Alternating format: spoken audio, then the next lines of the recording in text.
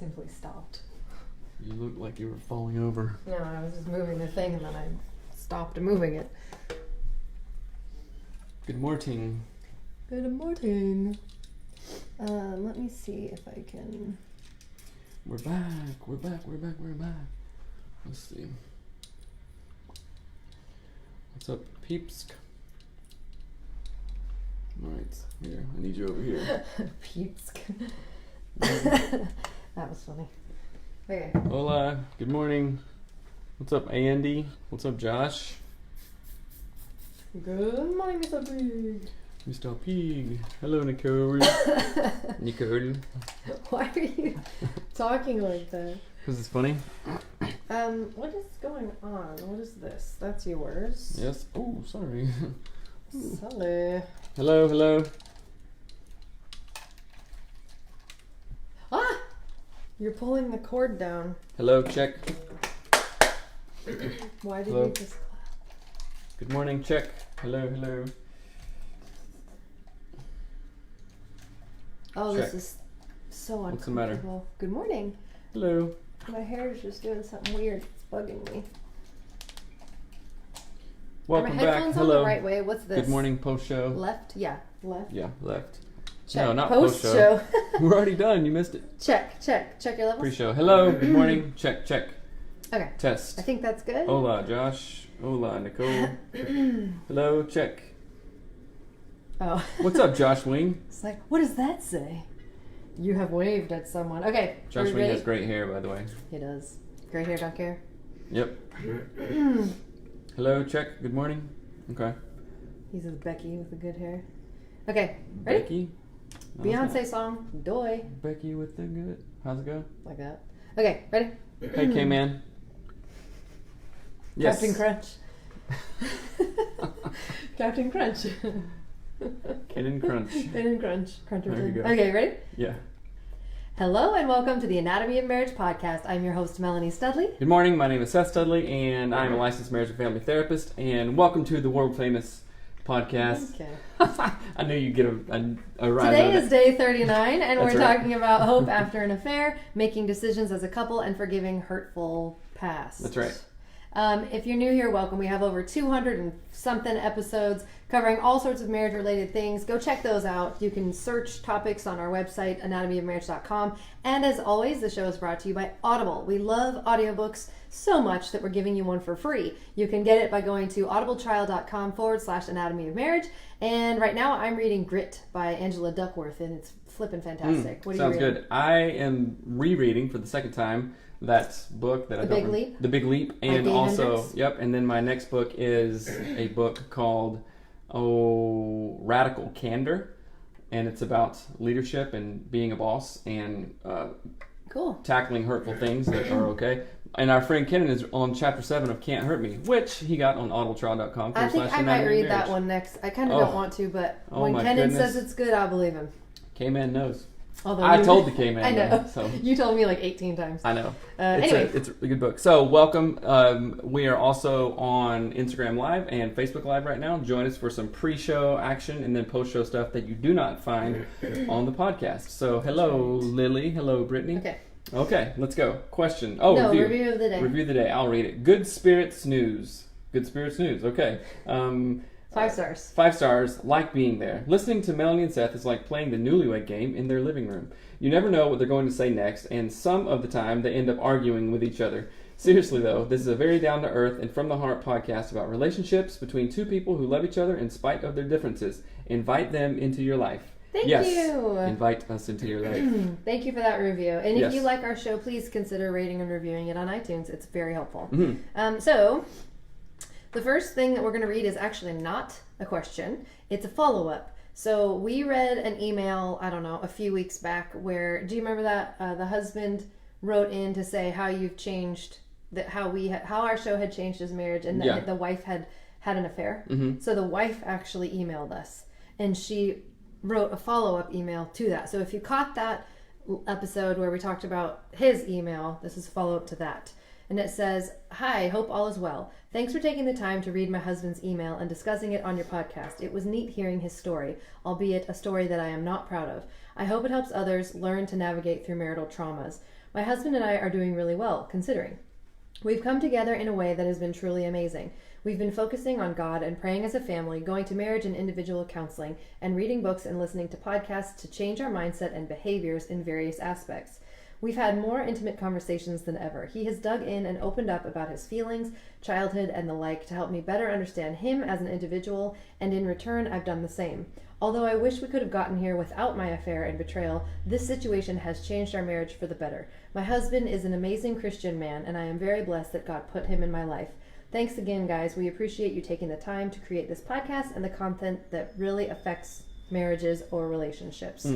Thank you so much for sending that email in. I just really wanted to share it because it was so hopeful.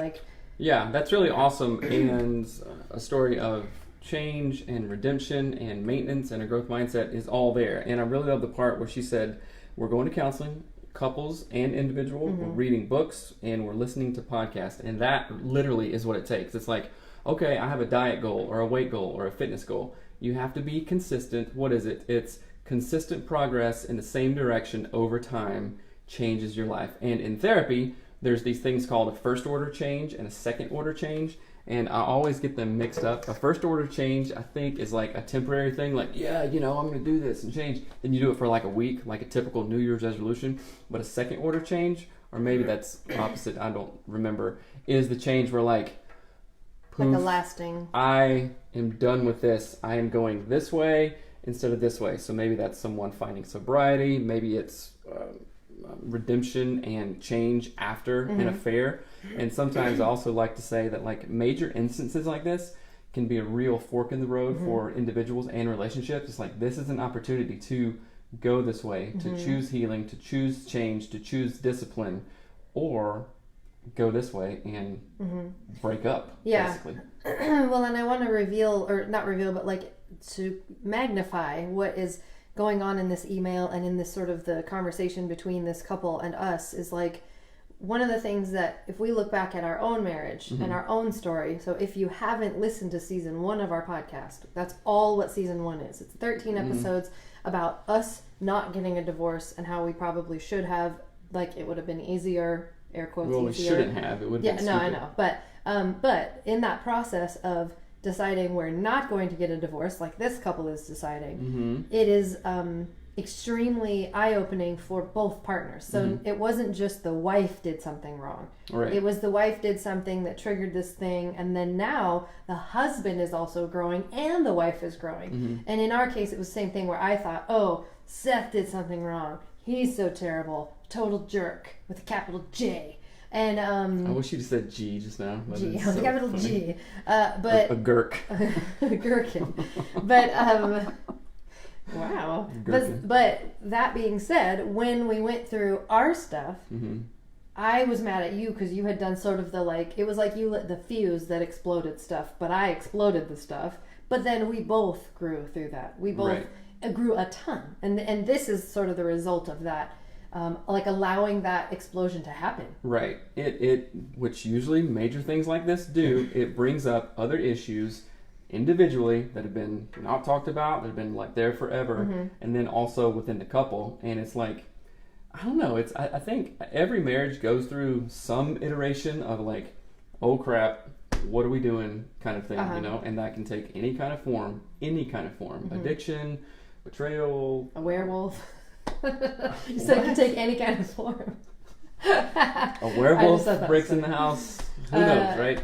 And then you have an opportunity, a decision, like, okay, we can go this way, which is redemption, a bunch of hard work, crazy introspection. Good hard work. Yeah, and the only way out is through, or we can go, peace out, sister. Yeah, well, and that's go that way. What people often do is they choose to, so like I said, there's usually an incident, which is like lighting the fuse on a dynamite stick, right? Like it's that thing that happens. So it's, looking at pornography or having an affair or whatever it is, overspending money, getting into debt, gambling without telling your partner. That thing lights the fuse. But then there's this moment right between, Bugs Bunny style, when you pinch the explosion off. So there's that moment there where you go, okay, we can either completely explode and reshape who we are after that, or we can pinch that fuse off and live miserably because all of that potential energy is still stuck in us somewhere. And that's I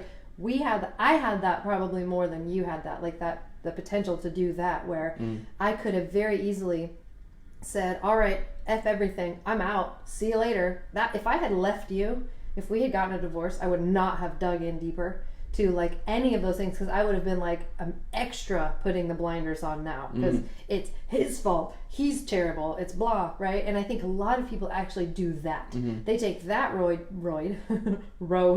they take that road because it's easier, right? Then in a lot of ways it's easier to be I'm gonna just bury everything deeper, and Again, then they are wounded times 1,000 after that. It's like that Freud thing. It's Freud, the Freud quote. And I always get it wrong, but the things you try to suppress come back later. Yeah, suppressed. Yeah, they always come up. They always come up if you don't deal with it. It's like a zombie apocalypse. Exact. I don't know anything about zombies. Hashtag facts. I do. Anyway. Thank you for sharing that update, though, and I hope that that's encouraging to people who are going through hard times, because he picked it Okay. My husband takes a long time to make decisions. Most of the time we are good at making decisions together, but sometimes he can take a while to decide what he wants to do. Usually I'm okay with letting him take his time and I can be pretty relaxed about it. However, when the decision affects me and others' perception of me, I start to get really worked up about it. I try not to nag, and I try to come up with a timeline when he can have a decision made. But when I do that, he feels like I am controlling him. I am a 2 on the Enneagram, so I care a lot of what people think of me. My husband is an 8. Ooh. And has fear of being controlled. It's almost like when I ask him about a decision, he takes longer because he doesn't like the feeling of being controlled. It's so frustrating, and again, most of the time it doesn't matter, but sometimes he just needs to make up his mind. You probably need to condense this somehow. Also, just thinking, I should try the clearing structure. I tried a version of it last night on the fly, but I should really sit down and think on it. How can we make decisions together while not making each other crazy? How can we honor our differences in the process while still being able to make decisions? Thanks for all y'all do. It's really such a gift to so many out there, and I'm praying that you guys can get paid back for all the hard work you put into helping couples succeed. Much love. Thank you for those nice comments at the end. And this is so funny because as we dig more into the Enneagram, we're like, we have a buttload of friends who one is a 2 and the other is an 8. The man is always an 8 and the woman is always the 2. Right, and your dad is an 8. Thanks for telling the world. Somebody's dad is an 8. Your dad listen to the show? Yeah, always. On his flip phone. No, it is interesting though. So I would highly recommend, if you have not listened to Sleeping at Last podcast about the Enneagram number 8, I would highly suggest listening to it. It is the Sleeping at Last podcast, Enneagram number 8. There's a song that goes along with it, and essentially it talks about how an 8, and I could, we're not Enneagram coaches, so don't get mad at us if we get this wrong, but basically it's 8s will do anything other than kind of bow down to the will of others, and that is evidence. Is it the individualist? I don't know. No, that's not an 8. Somebody says I'm an 8, husband's a 9. I'm a 9.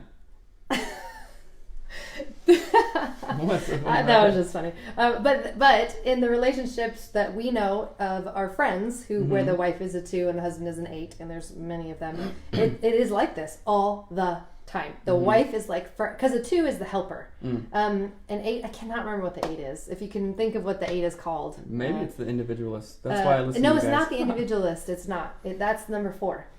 But the 8 is super bullheaded. They will sacrifice relationships to be right. They will, and I'm a 7-8 wing. So if I'm a little angry, you're a butthead, not a bullhead. Yeah. But that's how I get. If I'm irritated, I get very it's my way or the highway, ding-a-ling. And but the hardest part about having a 2 as a spouse is that they are the helper. All they want to do is have relationships. So they will bow down to whatever the 8 wants to do, because they're well, if I just do this, then maybe they'll do that. So instead of confronting your 8 partner, they'll say something like, well, I just know that if I do that, he'll freak out. So instead, I'll leave little hints. I'll just do some notes, and then maybe he'll see what it is. And then, like 7 weeks later, the point has gotten across that the person could have just said, but the 8 will not receive it. And like Seth said, my dad, I'm pretty sure, is an 8. He definitely... The challenger. Yeah, the challenger. He definitely would not take an Enneagram test, though. So it doesn't even matter. We'll never know. Right. But it is really hard because it's like... my dad will be wrong about something, but talk you to death and be like, no, I was right the whole time. And you're like, no, you weren't. But he's like, yep, I'll spin the universe. I'll rotate the planets to prove that my wrong was right at the expense of our relationship. And that's one of the hardest things. Maybe you're an 8. Your mom's an 8. But okay, so we're not answering the question. Yeah, actually. you start answering it. I have to charge the computer. So go. What? You're leaving me solo? Just talk. This is embarrassing. Okay, so, decisions. This is what I was thinking. Maybe a pros and cons list of decisions. Like, I would like to have more context here. It's like, where do we go to eat? Or what kind of new car do we buy? I don't know. I don't know what it is here. And let's see. Feels like I'm controlling him. Okay, well, maybe I would ask, how are you suggesting things? Are you saying, well, you always take forever to do this, so we should have just done it my way? Kind of thing. I don't know if that's the context. Doubt it. If there are 2, I doubt it. Okay. So I need more context on this. Sorry, you leaving threw me off. Oh, sorry. No, that's fine. I would say one of the things I could imagine that might work is if you could do something where it felt less pointed at him, like instead of being like, I need you to come up with a thing by this time, you might quit. I'm stop. waving at people. Don't. You're gonna screw it up. You're gonna like send it to a different thing and then want to start over. There could be something where you say, you point it back to yourself. So you would go, I would like to be prepared for our vacation coming up in 2 weeks. Can you give me a list of things you'd like to do by Tuesday? Maybe that's helpful. Like that's saying, I want to be prepared. I would like a list. Not, you never give me a list. You. Right? That's one idea. You could use clearing structure. The clearing structure, which she said she tried to use the clearing structure, and I would sit down with it, open it up, and really sit down with it and think through it. We have a video too about the clearing structure that you should be able to access on the website anatomyofmarriage.com. Click tools, and there should be clearing structure and a video link so you can watch us talk through how to use the clearing structure in case it's confusing. Because it is a little bit weird. There's an example of us talking through it. And so that's an idea. But then the other thought, too, is that you take the time to write out, like email the things that you need very specifically. And, again, frame them like you need help with something. Yeah, actually, you know what? I bet that's a genius way to do it. Because that's like my dad's total Achilles heel. Oh, right. You can say, I need your thinking on this. You talk over me like 1,000. His Achilles heel is if he thinks he can help you. So I would see if maybe that's a total manipulation, but we manipulate people all the time. So try it. See if it works. Say, I really need your help. I'm struggling with finding blah, blah. Yeah. And I mean, as sort of maladaptive as that could be, or not totally like normal, if that, I promise you, a 2 and an 8 is not a great pairing. It's a very hard pairing. And I've seen it play out in very close relationships, and it's like, do what you can, sister. So we have an episode coming out where we interviewed your Enneagram coach, Beth and Jeff, and they are awesome, and they are coming out with a series of books of like pairing, like, okay, how does a 2 go with an 8, or an 8 with a 2, or a 9 and a 7? All the pairings, there's 45 different pairings, and that stuff comes out, I think, in October, and that episode is going to come out soon, I think, the next couple of weeks. Yeah. And they are awesome. We learned a ton from them. So definitely look out for that and use it as a resource. It's yourenneagramcoach.com. You can also search 2 and an 8 Enneagram marriage, and you'll get information about it on like, I think it's Enneagram Institute or something. Yeah, that's a good one. Let's see. That's what was for pairing and ended in the breakup with me recently. She was an 8. Oh yeah. Yeah, Except it's hard. She was an 8. It's really hard. And I think that's how, when I was in my unhealthiest phase, I was an 8, I think. Like I was like an 8. It was like my dad. Yeah. Okay, let's see. My husband and I are both self-employed and work from home. A few years ago, my husband's business took a turn for the worse. At the time, we just had our fourth baby and I wasn't working much. I got nervous about finances and tried to talk to him about making a plan for how we could stabilize our income. Apparently, I did a bad job communicating it, and all he heard was that I didn't believe in him or trust him, and all he was good for was a paycheck. Since then, he has spiraled into a deep depression. His business has only gotten worse. I have stepped up and am financially supporting our family. My husband refuses to forgive me and move on from the many hurtful things I've said to him over the years. I do not think I'm being mean, and I'm having a hard time totally taking everything I've said back, because even in the end, I feel like all I'm asking of him is to find a way to be happy with the family. The family he has, and look for a job that will help him contribute financially. There's a lot else going on here, but ultimately I feel like it comes down to my husband having a fixed mindset and a negative outlook on life. I don't know how to help him or out of his slump when he won't help himself. I believe in him, that he is a good person, capable of so much, but he says that he wishes that if it were enough to be just in love. I do love him, but is it too much to expect that the person you love also grow up a little bit and deal with responsibilities of life? Okay, I haven't thought of this. This question sounds like me. Sounds like you, and it sounds like a fair bit of judgment, and I don't think that you actually did a good job telling him anything. Honestly. Now, if I'm wrong, please write in. I'm not trying to bash you. I'm trying to lovingly look in between the lines of this. And it says, you said, let's see. Oh, where did you say it? You said, apparently I did a bad job of communicating. That's sarcasm. How about this? I did a bad job of communicating, and I didn't say it with love or kindness or connection or anything, and I have a fixed mindset on how I say things. Boom, said it. #facts. Mic drop. Yeah, that was one of the reasons I really love this question, is that it is so much like how I have been in the past. It's incredibly judgmental, right? Coming from a soul sister here. And it's very hard to see that when that's how you think, because I would be like, well, great, apparently I did a bad job because he's still depressed. That's the crappiest way to treat someone. And I've treated you that way for most of our lives together. Facts.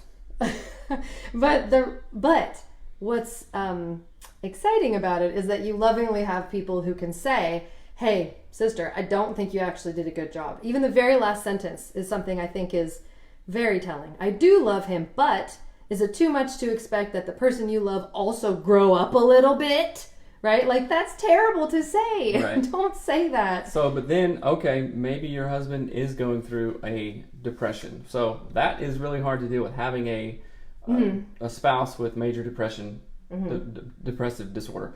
That is really, really hard. Or it could be postpartum, anything. That is really, really hard. So I want you to, come at this with love and empathy and acceptance. And you probably have said a bunch of mean things, and it doesn't mean your husband is a wuss and a mama's boy or whatever. It's just like, okay, let me tell you this, lady. A woman's words, a wife's words to a man, literally, unless you're an 8, literally can mean everything. And I don't know if you know this, but you have the power to literally blow me up in a good way, just like, let's crush life. Like John Cena. Like John Cena. The Rock. As our kids would say, or The Rock, Dwayne Johnson, favorite. Or totally put down. George Costanza. Yes. Totally just like tear you apart. Make depressed, right? And, we always talk about, okay, we need to be differentiated, and we are our own person, find our own happiness, which is very true. However, if a husband's or wife's words are encouraging, uplifting, life-giving, like we talk about, I want to be a life-giving person. I want to breathe life into Melanie and breathe life into our children and breathe life into anything that I do. Or it can literally breathe death. Not like, but like it's a scene in the Lord of the Rings. Lord of the Rings. One of the lady is talking to Grima Wormtongue and says, your words are poison, right? Your words are poison. That's and a great they scene. Can literally be that, So I was going to say something funny, but I'm not. Okay. Can I speak? Yes, go ahead. So the image that comes to my mind, and I was, like I said, this is exactly what I was doing to Seth forever. So there's like 2 or 3 parts to this. One, there's obviously fear. You're saying, my husband isn't paying the bills, you have financial fear. You are turning that fear into a weapon, and you're aiming it at your husband. Right? And it's coming out instead of and here's what I would suggest. Instead of doing that, instead of going, why can't you grow up? Why can't you whatever? Because when you're doing that, you are attacking your partner, and you were like a whipped dog, like a beat dog, right? You were like cowering from me emotionally. You were scared of me, like your tail was tucked under emotionally and relationally for a very long time. Right. Because I had a switch and was just like smacking the crap out of you all the time, because I was like, what? You can't emotionally this and you can't that. So I was like constantly harming Seth emotionally and relationally and just like after him all the time. And so then, yeah, he cowered down. But had I, excuse me, had I sat with my fear first and sort of meditated on it, written it down, parsed it out. Like if I went, okay, Seth isn't making enough money, and this is what I'm afraid of happening. So because what you're afraid, like, we're going to go into debt, we're going to lose our house, we're going to whatever, and you're taking all of that pent up energy and just like funneling it at your partner, right? Instead of doing that, which will only be damaging, write your fears down, get them out of your head, get them completely out of your body, right? Write them down. And then say, okay, what's the space between my fears and a potential solution? And how can I bring that thing, like maybe it's a different job, maybe you know, we work different hours or whatever that is, how can I bring that to my partner in a way that's generative, life-giving, loving, and helpful? Because what you're doing is you're like, support me more, give me more, love me more, and you're just like pushing and pushing and pushing and pushing, and he's like, I'm trying, but you're like, no, you're not. And there's no, I mean, it's like fighting with a kid. No, you're not. Right. It's the worst. Yeah. And they the way that you're talking to your husband, is it setting him up for defense, or is it setting him up for a conversation? Right. And I have very, very strong feelings about this, and I think this is probably, hopefully it is helpful. But I see a bunch of couples where the husband is the one that just like breaks down his wife, and he's like verbally abusive, emotionally abusive, and sometimes in worst case scenarios where I've had this before, physically abusive, and you know, there's CPS calls and all that stuff. But I just look at that guy and go, what are you doing? You are such the worst person. You are a jerk. You are like tearing her. So it all goes back to like, okay, what kind of emotional stability do you have, you know? And I'm not saying this lady is that extreme case, but I have no heart for like guys that do that. And I think you almost have, you have an empathetic heart for women. Like, you can't do that. Wake up. Only because you just said, I don't know what they're doing when they, like, why they would do it. They're doing what they know. So I would ask this listener, do your parents do this? Does your mom do this to your dad? Does your dad like it? Like, that's the kind of things that you look into your family line and go, oh, Aunt so-and-so does that to Uncle whatever all the time, and it's the worst, and I don't want to make that part of our marriage. Josh says, I don't know if it's me. It's just me. When I feel my character is attacked, even if it isn't something true, I shut down. As a man, that's the worst. Yeah, it is, because I've talked about this before. There's a thing in psychology called our preferred view. Like, I have a preferred view of myself, that I am strong and trustworthy and solid and all this stuff. Sometimes that's true, sometimes it's not. But if Melanie is like, attacks all those things, attacks all those tenets of my preferred view, then I'm like, yeah, I typically do shut down too. I'm like, I don't need you. Don't even want to look at you, right? Well, it's like fight, flight, freeze. Your brain, your amygdala goes like red alert, and it just goes boink, and you can shut down completely. And then out of here. Yeah, and then think about that. So if you have, like, if I have said something that makes you feel bad, your brain is now in lizard mode. You've lost the thinking part of your brain, and you're in like paleo lizard brain mode.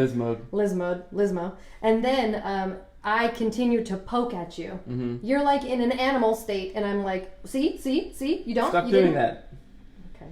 Makes me uncomfortable. I'm trying to make you uncomfortable, but so that's the point. Like, you have to see that you're like perpetually attacking him, especially if you've insulted him, is only going to make things worse. It's only going to make him want to like scooch farther away like a dog, trying to get away from someone who's kicking them. And guess what? Most likely, you're not seeing this and you're not doing it on purpose. So there is where we want to give some grace. It's like, okay, you're doing this. We're not attacking you. We're saying, hey, this is a real growth point for you. So take it, right? Grow from it. We pray that you grow from it, right? I'm so thankful that you grew. I'm so thankful that I grew. Somebody says, Gina from Sexy Marriage Radio also says that always says that a woman's greatest privilege is to inspire the best in our husbands and help bring that out. Yeah, I love that. And same thing for the husbands to the wives. You know, I have this saying that I've been saying every day. It's what is it? I aspire. No, it's on your phone. Oh crap. It says, I expand and in abundance, success and love every day as I inspire those around me to do the same. Right. So it's kind of the same thing. Yeah. Nicole says truth, exclamation point. That's right. And but yeah, I want to say like really take these words to heart, I guess, because this is a very hard thing to acknowledge about yourself, that you're kind of mean. And I only figured that out when one of my better friends, kind of was my best friend at the time, told me, you're really mean. And I was like, no, I'm not. She's like, yeah, you are. I was like, what? But when she said it, I actually listened. So this is me saying, you're mean. It's okay to be mean sometimes, but not to your partner, not to the people you love the most. Do not save your worst for the people you love the best. That's what I was doing. Oh, that's Lots good. of people do that. Please don't do that. It's so destructive. Don't save your worst for the people you love most. Woo. And I literally did that for years. And the other thing too, totally related, but it won't sound related for a moment. I had a brief thought last night that, as part of why I couldn't sleep, I was so excited. I had this realization. I was like, oh my gosh, I have trained myself to be perpetually unhappy. I have trained myself to be annoyed, the kids did that, gross. I have to clean the sink, ew. I'm so mad right now. And I literally was like, I didn't realize I wasn't realizing that I could choose joy at any moment, no matter what. And I was irritated making the kids lunch, and I was like, what the crap am I irritated about now?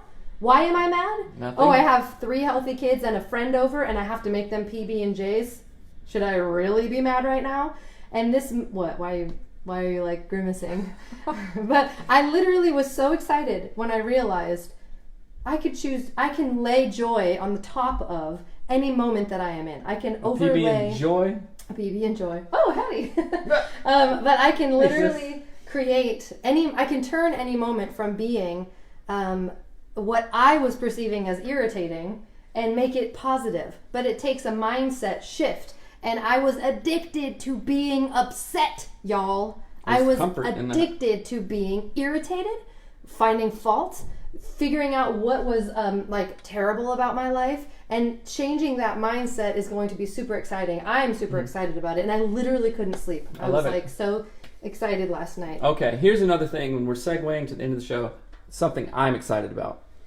July 25th. 4 days after my birthday, yes. Yes, 4 days after your birthday. Vans, size 8.5 with a zipper at the back, yes. Thank you very much. July 25th, 2019, the very first Seattle AOM meetup. Was the very first AOM meetup. But we're going to meet at a cool place somewhere in Seattle. We're going to have drinks. We're going to have food. We're going to have socialization time. And guess what? Guess the freak what? You can only get tickets on Eventbrite. And I haven't created the link yet. But it's free. It's free. I was thinking back and forth. Should we charge $10? Should we charge $5 just for whatever? But it's going to be free. Donation optional. But you have to go to Eventbrite to get tickets and to get the the venue location of the thing. So, July 25th. It's going to be rad. It's going to be awesome. It's going to be Seattle. It's the summer. It's the best time to be here. So, if you live in Portland, if you live in Vancouver, BC, if you live in Walla Walla, Washington, drive out. We're going to party. It's going to really, really, really be fun. Dan, come to the DMV. What is the DMV? Isn't that like the driver's Division of Motor Vehicles? Yeah. Okay, that's cool. I don't need to change my license, so I'm not going to go to the DMV. No, I know that stands for something, but I don't know where. So you guys remember, audiobooks are the thing. Go to audibletrial.com/anatomy of marriage to get your free audiobook. We want you to grow. We want you to have a growth mindset and read all the books that we have because it's amazing. Hattie, got anything to say, sister? Hi. Say have a good morning. Have a good morning. All right, we love you. Oh, DC. Okay, DC, Maryland, Virginia. Oh, I would love to go yes. to Virginia Beach. I'll go I've been there anywhere. before, but I would love to go there again. Anyway, love you guys. Have an awesome day. See you tomorrow. Also, please rate and review the podcast on iTunes. That's really, really, really helpful. And send in your questions. No question is off limits. That's right. Have a wonderful day. All We right. love you. Bye. Bye. Good morning, babe. All right, post show. What's up, guys? Hey, sister. You okay? All right, we're gonna go cook some bacon and eggs. You guys have an awesome. What's today? Wednesday. Catch you tomorrow. Love you. Bye. See you later.